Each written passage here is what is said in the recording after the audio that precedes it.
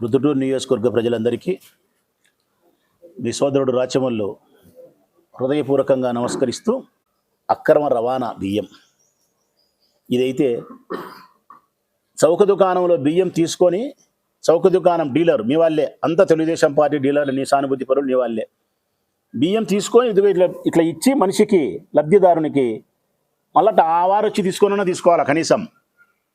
అటకు లేదు, నీకు 20 కేజీలు వచ్చాది, 10 రూపాయలు 200 లెక్క తీసుకోమ్మా, 200 ఇవ్వడం. అన్నీ 20 కేజీలు ఉంటాయి. మొత్తం అంతా లోడు మొత్తం తీసుకుపోయి, అట్నే లోడు కూడా దించేది లేదు, తీసుకుపోయి నల్లబజారుకు అమ్ముతున్నారు. నీ కౌన్సిలర్లు అమ్ముతున్నారు, నీ కౌన్సిలర్లు. రామాంజనేయుడు అనే కౌన్సిలర్ అమ్ముతున్నాడు, మురళి అనే మీ కౌన్సిలర్ అమ్ముతున్నాడు, మీ వాళ్ళే అమ్ముతున్నారు.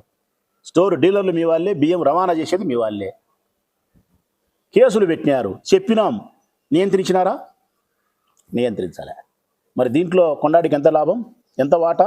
ఆ రోజు ఒక సిఐ నరసింహారెడ్డి అని ఉన్న టూ టౌన్లో అక్రమ రవాణా బియ్యానికి నువ్వు సహకరిస్తానని చెప్పి ఆ రోజు సిఐ మీద పెద్దగా నువ్వు మాట్లాడినావు. ఆ రోజు పెద్ద మాటలు మాట్లాడినావు. ఈరోజు మరి నీ పార్టీ అధికారంలో ఉంది, నువ్వు ఎమ్మెల్యే ఉండవు. మరి నువ్వు అక్రమ రవాణా బియ్యాన్ని అరికట్టు. సిఐలంతా నీ వాళ్ళే కదా, పోస్టింగ్లు అందరూ నువ్వే బేబించుకుని అని చెప్తున్నావు కదా. ఎస్ఐలు రా, సిఐలు రా, గవర్నమెంట్ హాస్పిటల్ సూపరింటెండెంట్ రా, ఎవరన్నారా? ఇదంతా ఆశ్చర్యమో గమనించండి ప్రొద్దుటూరు పట్టణ ప్రజలారా. ఒక పోలీస్ ఆఫీసరు, ఒక ప్రభుత్వ ఉద్యోగి ఇక్కడికి వస్తే గౌరవప్రదంగా, మర్యాదపూర్వకంగా స్థానిక శాసనసభ్యుని కలవడము, పుష్పగుచ్చి ఇవ్వడం అనేది మర్యాద, తప్పులేదు. వరదరాజిరెడ్డి గారిని కలవాల్సిందే, ఈ ఊరి యొక్క అభివృద్ధి గురించి, మంచెడల గురించి వాళ్ళు మాట్లాడాల్సిందే. దరిద్రం ఏం తెలుసునా? ఇద్దరిని కలిసారా ఈ ఊరికి వచ్చే ప్రభుత్వ అధికారులు, ఇద్దరిని. ఒకరు ఎమ్మెల్యే, ఒకరు డమ్మీ ఎమ్మెల్యే. ఎమ్మెల్యే ఏమో కొండారెడ్డి, డమ్మీ ఎమ్మెల్యే ఏమో వరదరాజిరెడ్డి. వీళ్ళిద్దరికీ కలిసి పుష్పగుచ్చం ఇచ్చి ఫోటోలు తీసుకొని మళ్ళీ ఇన్స్టాగ్రామ్లో పెట్టుకోవాలా. ఆ పెట్టుకుంటే సిఐలకు, ఎస్ఐలకు, పోలీసులకు, లేకుంటే సూపరింటెండెంట్లకు, గవర్నమెంట్ ఎంప్లాయీస్కు మరి కొంచెమన్నా వాళ్ళకు మీకు మేము చదువుకు మేము చేస్తాండే పనికి అనేది ఏమన్నా కొంచెం మీకు అనిపిస్తుందే? మేము కొండారెడ్డిని కలవాల్సిన అవసరం ఏముంది? మేము చదివిన చదువులు ఏంది, మేము చేసే ఉద్యోగం ఏంది, మేము చేసిన ప్రతిజ్ఞ ఏంది? ఎవరు కొండారెడ్డిని మేము ఎందుకు కలిసాలా? ఎందుకు కలిసాలంటే 1 టౌన్ సిఐ శ్రీరామ్ కలిసలే కాబట్టి ట్రాన్స్ఫర్ వచ్చింది కదా, అందుకు కలిసాలా మీరు. 1 టౌన్ సిఐకి ట్రాన్స్ఫర్ వచ్చింది కదా, మిమ్మల్ని కలవకపోతే, మీ నాయన్ను నిన్ను కలవకపోతే బదిలీలు వస్తాయి, పోస్టింగులు ఉండవు. పోస్టింగుల కోసం, బదిలీలు ఉండకుండా ఉండడం కోసం మిమ్మల్ని కలవాలా. అంటే పోలీసులను ఇరకాటంలో పెట్టి మీ దగ్గరికి తెప్పించుకోవడం, ఇరకాటంలో పెట్టి మీ దెబ్బకు భయపడి ఆ సిఐలు, ఎస్ఐలు మనసు చంపుకొని వస్తున్నారు. మరి అక్రమ రవాణా బియ్యాన్ని ఆపును. పేదవారికి అందాల్సిన బియ్యాన్ని మీ బొక్క సొమ్ములోకి వేసుకుంటున్నారు కదా మీ వాళ్ళు. మీరేం ఆపలేదే? నువ్వు 6 సార్లు ఎమ్మెల్యే, వ్యవస్థల గురించి బాగా తెలిసిన వానివి, పెద్ద మనిషివి. కొత్త సంస్కృతి తెచ్చినారు మళ్ళీ ఇప్పుడు వీళ్ళే, తెలుగుదేశం పార్టీ వాళ్ళే. ఇప్పుడు పెద్ద ఆయన హయాంలో కొత్తది, ఎప్పుడూ లేని సరికొత్త వ్యసనం, అద్భుతమైన సుఖాన్ని ఇస్తుంది ఇది పెద్ద ఆయన మీరు ఎప్పుడు మతికి పెట్టుకోవాలా. సరికొత్త సుఖాన్ని అందిస్తున్నాడు. రేవు పార్టీలు, ఇది అన్న హైదరాబాద్లో ఉన్నాయి, అది పొద్దుటూరులో లేదు ప్రజలారా. రేవు పార్టీ అంటే మన తెలుగు తెలియదు. ఏంది బాయ్ రేవు పార్టీ? రాచమల్లు చెప్తారని అనుకుంటారు చాలామంది. రేవు పార్టీలు అంటే ఊరికి 2 ఎలపటికి పోయి కొద్దిగా, అంటే మన అయ్యప్ప స్వామి గుడి అట్లా పోయి వెనకపక్కకు పోయి లక్షణంగా ప్రభుత్వ స్థలాలు ఉంటే ఆక్రమించుకొని పెద్ద బిల్డింగులు కట్టుకొని 2 ఎకరాలు, 4 ఎకరాలు, 5 ఎకరాలు స్విమ్మింగ్ పూల్ పెట్టుకొని ఒక ఆదివారమో శనివారమో అంతా 30-40 మంది ఆడోళ్ళు మగోళ్ళు గ్యాంగ్ తయారైపోయి పెద్ద సౌండ్లు పెట్టి గంజాయి దాగి, మందు దాగి, వ్యభిచారం చేసి, స్విమ్మింగ్ పూల్లో ఈత కొట్టి తెల్లవారు వస్తారు. సాయంకాలం 6 గంటలకు పోతే ఎప్పుడో చీకట్లో 6కో 7కో 9కో పోతారు. వాళ్ళ పిల్లలు మెట్టుతో కొట్టక అట్లా తయారైనారు. మరి ఈ రేవు పార్టీల యొక్క సంస్కృతికి శ్రీకారం చుట్టింది ప్రొద్దుటూరులో ఇప్పుడే. అయ్యప్ప స్వామి గుడి వెనకాలకు పోతే ప్రభుత్వ భూములన్నీ ఆక్రమించి రేవు పార్టీలు జరుగుతున్నాయి. ఆ స్థానికంగా ఉండే వాళ్ళని పోయి పోలీసులను అడగబోను, మహిళలను. ఆదివారం వస్తే మేము బతకలేకపోతున్నాం, పెద్ద సౌండ్లు పెట్టి పాటలు, డ్యాన్సులు, వ్యభిచారము, ఆడవాళ్ళు, స్విమ్మింగ్ పూళ్ళు, ఈతలు, మందులు, వినోదాలు, విందు భోజనాలు అని చెప్తున్నారు ఆడవాళ్ళు. నేను చెప్పేది అబద్ధమైతే పోయి అధికారులను కలుసుకోమన్నాడా? ఇదంతా చేసేది ఎవరంటే కన్నా తెలుగుదేశం పార్టీకి సంబంధించిన వరదరాజిరెడ్డి మనుషులు, కౌన్సిలర్లు. ఈ ఎవరు చేస్తున్నారని చెప్పాల్సిన అవసరం లేదు ప్రజలారా. నేను బియ్యం అమ్మినా వాళ్ళే ఉంటారు, రేవు పార్టీలైనా వాళ్ళే ఉంటారు, మటక ఆడిపించినా వాళ్ళే ఉంటారు, క్రికెట్ బెట్టింగ్లైనా వాళ్ళే ఉంటారు. క్రికెట్ బెట్టింగ్ ఉంది మళ్ళీ అదొకటి. ఇది పెద్దగా మాట్లాడినారు ఆ రోజు నన్ను. ఈరోజు క్రికెట్ బెట్టింగ్ నిర్వహించే విషయంలో సాక్షి పేపర్ రాసింది, ఈనాడు పేపర్ రాసింది, నేను చెప్పినది కాదు. గతంలో అయితే క్రికెట్ బెట్టింగులు నిర్వహించే నిర్వాహకులు బెంగళూరు, గోవా, హైదరాబాదు, చెన్నై, శ్రీలంక ఇట్లాంటి చోటుకు పోయి నిర్వహించే వాళ్ళు. పోలీసులు అంటే భయం ఉండేది వైఎస్ఆర్ కాంగ్రెస్ పార్టీలో. ఈ తెలుగుదేశం పార్టీ అధికారం వచ్చినాక ప్రొద్దుటూరు నియోజకవర్గంలో క్రికెట్ బెట్టింగ్ నిర్వహించే నిర్వాహకులు, ప్రధానమైన కోట్లకు సంపాదించే నిర్వాహకులందరూ కూడా యథేచ్ఛగా ప్రొద్దుటూరు నుండి క్రికెట్ బెట్టింగ్ నిర్వహిస్తున్నారు అని చెప్పి రాసినాయి పత్రికలు. యథేచ్ఛగా మొత్తం క్రికెట్ బెట్టింగ్ నిర్వహించే వాళ్ళంతా నీ మనుషులే. పెద్ద ఆయన నేను పేర్లు చెప్తే వాళ్ళు ఏడుస్తారు కాబట్టి చెప్పలే. నేను నాకు ఫోన్లు చేసి చెప్తారు వాళ్ళు ఎప్పుడన్నా, అన్నా పెద్ద ఆయన మీద మాట్లాడుకో, మా పేర్లు చెప్పాకు, మర్యాద పొత్తాదని. అంతా నీ మనుషులే. వాళ్ళంతా ఎలక్షన్లప్పుడు నీకు 20 లక్షలు 30 లక్షలు సందాలు ఇచ్చిన వాళ్ళే. ఒకవేళ పోలీసు వాళ్ళు నీకు ఏదన్నా అభ్యంతరకరం ఉండి చెప్పు అంటే రేపు ప్రెస్ మీట్ పెట్టి మళ్ళీ చెప్తా వరుసగా పేర్లు పట్టా పట్టా పట్టా పట్టా పట్టా చెప్తా. నీ ఇష్టానుసారం క్రికెట్ బెట్టింగ్. దీంట్లో అయితే నీ కొడుకు లక్షల రూపాయలు లంచాలు మామూలు. పోలీసు వాళ్ళంతా నియంత్రిస్తా అనేది మీరే. పోలీసు వాళ్ళకి అన్నీ తెలుసు. మటకా ఎవరో తెలుసు, క్రికెట్ బెట్టింగ్ నిర్వాహకులు ఎవరో తెలుసు, అక్రమ బియ్యం ఎవరో తెలుసు, రేవు పార్టీలు ఎవరో తెలుసు, అన్నీ తెలుసు పోలీసు వాళ్ళకు.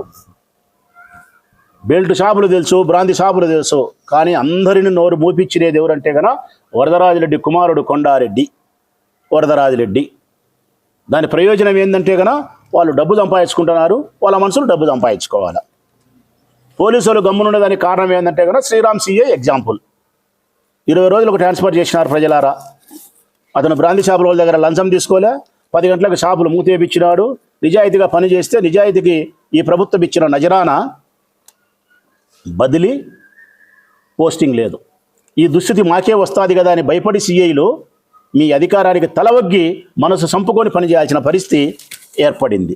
ప్రజల ద్వారా పెద్ద ఎన్నో పోలీసులను అడుగుతారా, ఈ ఊర్లో మట్కా లేదా, క్రికెట్ బెట్టింగ్ లేదా, మంగతయి లేదా, జార్జి క్లబ్లో జూదమా లేదా, గంజాయి అమ్మలేదా, బెల్ట్ షాపులు తెరవలేదా, తెల్లవార్దులు మద్యం అమ్మలేదా, రేవు పార్టీలు జరగడం లేదా?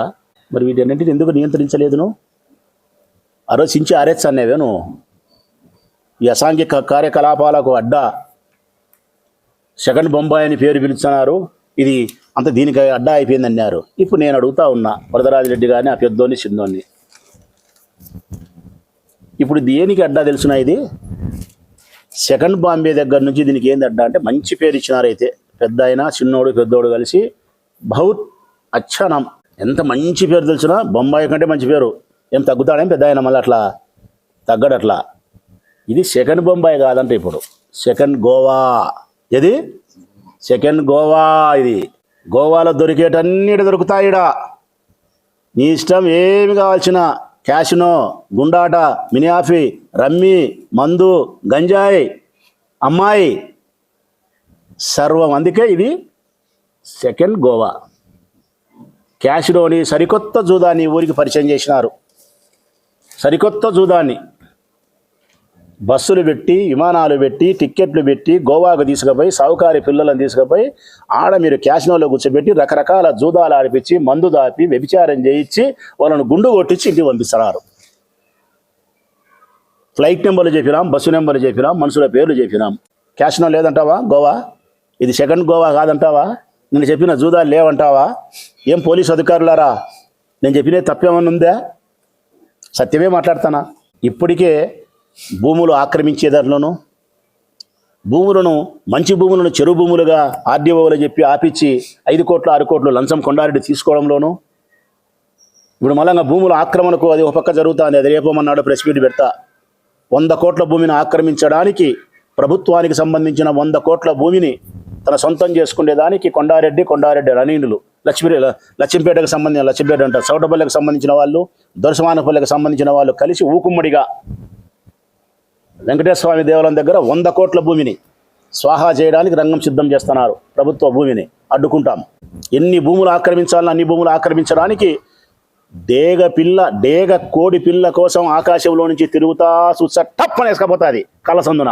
అట్లా వెతుకుతున్నారు నీ మనుషులు భూములు ఏడాడ ప్రభుత్వానికి సంబంధించిన బంజరుందా అని ఆక్రమించడానికి. నీ కొడుకు ఈ పాపర పనులన్నీ నీ కొడుకు చేర్చే నువ్వు అసెంబ్లీలో కూర్చొని నీతివంతమైన మాటలు మాట్లాడతావా? నీ కొడుకుని ఇంట్లో చేస్తాడని సత్యం నీకు తెలియదా?